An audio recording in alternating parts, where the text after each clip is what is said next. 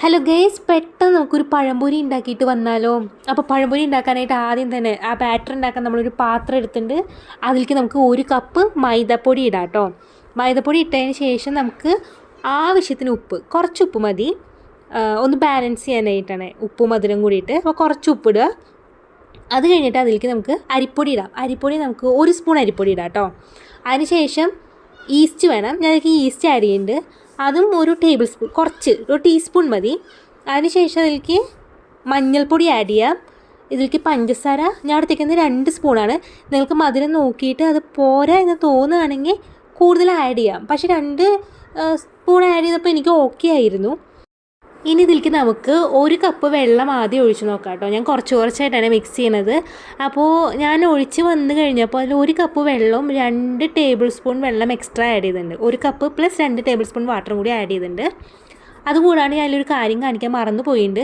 നമുക്കിതിലേക്ക് ഇഡ്ഡലി ദോശ ബാറ്റർ ഉണ്ടെങ്കിലേ അതും 1 സ്പൂൺ ആഡ് ചെയ്യാം കേട്ടോ. ഞാനത് ആഡ് ചെയ്തിരുന്നു.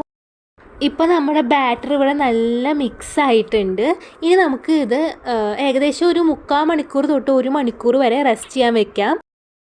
അപ്പോൾ ഞാനിവിടെ 1 ബനാന വെച്ചിട്ട്, ഒരു നേന്ത്രപ്പഴം വെച്ചിട്ടാണ് കേട്ടോ ഈ പഴംപൊരി ഉണ്ടാക്കുന്നത്. പിന്നെ ഞാൻ ഈ തൊലി കളയണേക്കാൾ മുമ്പാണ് കേട്ടോ ഇത് സ്ലൈസ് ആക്കണത്.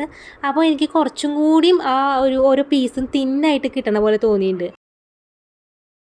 കണ്ടോ, ഇങ്ങനെ കട്ട് ചെയ്തിട്ട് അതിങ്ങനെ ലാസ്റ്റ് തൊലി കളയും.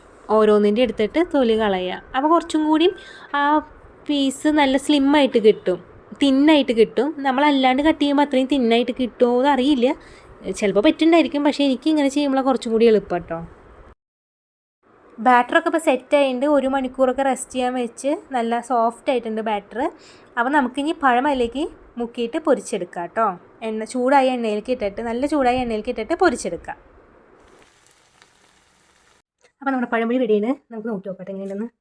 നല്ല ക്രിസ്പി ആയിട്ട് വന്നിട്ടുണ്ടേ.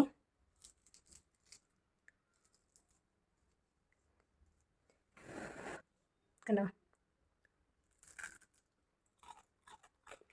അപ്പോൾ അത് മസ്റ്റ് ട്രൈ ആണ്. അടിപൊളിയായിട്ട് വന്നിട്ടുണ്ട്. നല്ല ക്രിസ്പി സോഫ്റ്റ് പഴംപൊരി ആയിട്ട് വന്നിട്ടുണ്ട്. എല്ലാവരും ട്രൈ ചെയ്ത് നോക്കണം കേട്ടോ.